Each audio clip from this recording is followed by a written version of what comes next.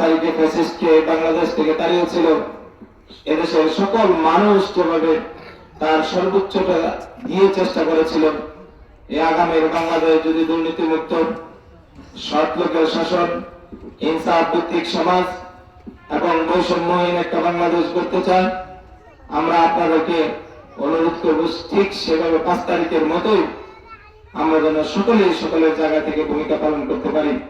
সম্মানিত উপস্থিতি, বাংলাদেশ জামায়াত ইসলামী হাজারটা ইশতেহার নিয়ে কাজ করে যাচ্ছে। ইশতেহারের মধ্যে অন্যতম ইশতেহার হচ্ছে দুর্নীতি মুক্ত করা। আমরা জানি এই দেশ থেকে হাজার হাজার নয় লক্ষ লক্ষ কোটি টাকা পাচার করেছে এদেশের রাজনীতিবিদরা বারবার এদেশের খেটে খাওয়া সাধারণ মানুষকে প্রতারিত করেছে।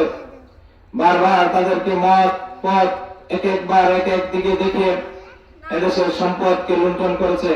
কেউ বিদেশে বাড়ি বানিয়েছে, কেউ এদেশের ব্যবসা বাণিজ্য নিজের আখের গুছিয়েছে।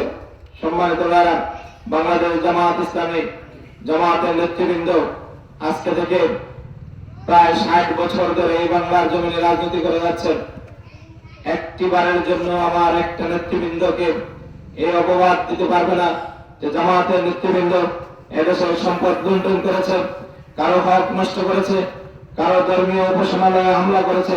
সম্মানিত ভাইরা, এই পরীক্ষিত নেতৃবৃন্দকে 5 তারিখের পর আল্লাহ রাব্বুল আলামিন এই বাংলার জমিন অবারিত করে দিয়েছে, তাদেরকে দেশের মানুষের কাছে যাওয়ার সুযোগ করে দিয়েছেন। আমরা শুধু এই কথাটুকু বলতে চাই, আগামীর বাংলাদেশে যদি ইনসাফপূর্ণ, বৈষম্যহীন এবং সৎ নেতৃত্বের হাতে বাংলাদেশকে দিতে চান, তাহলে সবাইকে একযোগে কাজ করতে হবে। আমি সবাইকে একযোগে কাজ করার আহ্বান জানাচ্ছি। সম্মানিত উপস্থিতি, আমরা বাংলাদেশ জামায়াত ইসলামের কাজ করতে গিয়ে, ইসলামের পক্ষে কাজ করতে গিয়ে নানান ধরনের বাধা আসবে।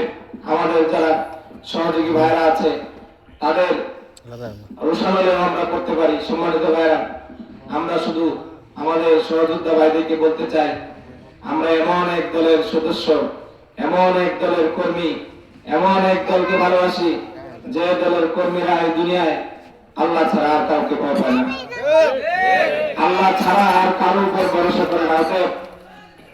কোন এদেশের যারা আমাদের প্রতি রক্তচক্ষু করেছিলেন, যারা আমাদেরকে নিঃশ্বাস করতে চেয়েছিলেন, তারা আজকে বাংলার জমিনে নেই। অতএব কেউ যদি আবার এদেশের মুসলিম তৌহিদি জনতার দিকে রক্তচক্ষু করে, কেউ যদি আবার তাদের স্বাভাবিক কার্যক্রমকে বাধাগ্রস্ত করতে চান, আমরা মনে করি এদেশের জনগণ আবার ওই গোষ্ঠীকে আবার প্রত্যাখ্যান করবে। অতএব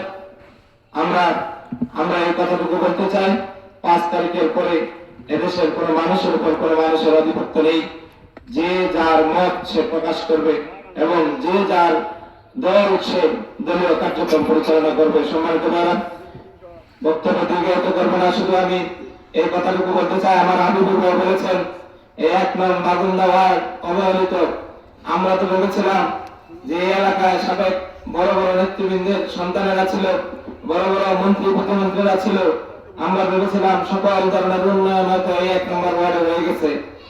এখন এসে দেখি 1 নম্বর ওয়ার্ডে উন্নয়ন হয় নাই। গতকালকে আমি 4 নম্বর ইউনিয়ন চাতুলিয়া গ্রামে গেছিলাম। সেই গ্রামে গিয়ে আমার মনে হয়েছে এটা এই সভ্য জগতের কোন গ্রাম নয়, যেখানে একটা মা যদি অসুস্থ হয়ে পড়ে, সেই মাকে হসপিটাল পর্যন্ত নিয়ে আসতে 2 থেকে 3 ঘন্টা সময় লাগবে, এবং আনার সময় যে রাস্তার অবস্থা, শুধু খালি হাতে একটা মানুষ হেঁটে আসার মতো কোনো পরিস্থিতি নাই। সম্মানিত ভাইরা, আমরা উন্নয়নের গল্প শুনেছি, কিন্তু বাস্তবে এসে দেখি কোন একটা ওয়ার্ডের কোন একটা সাধারণ মানুষ এই উন্নয়নে খুশি নয়। অতএব আমরা শুধু এই কথাটুকু বলতে চাই, বাংলাদেশ জামায়াত ইসলামী যদি ক্ষমতায় আসেন, আপনাদের এই সাধারণ ছোট্ট চাওয়াটুকু, বিশেষ করে যোগাযোগ ব্যবস্থা, একটা স্কুল, একটা শিক্ষা প্রতিষ্ঠান, এই ধরনের ছোট্ট চাওয়া আমাদের কাছে চাইতে হবে না। কারণ আমরা এদেশে টাকা বিদেশে পাচার করবো না, আমরা এদেশের সাধারণ মানুষের কোনো টাকা নিয়ে আমি আমার কারিগর বানাবো না।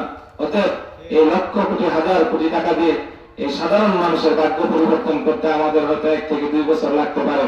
সম্মানিত ভাইরা, আমরা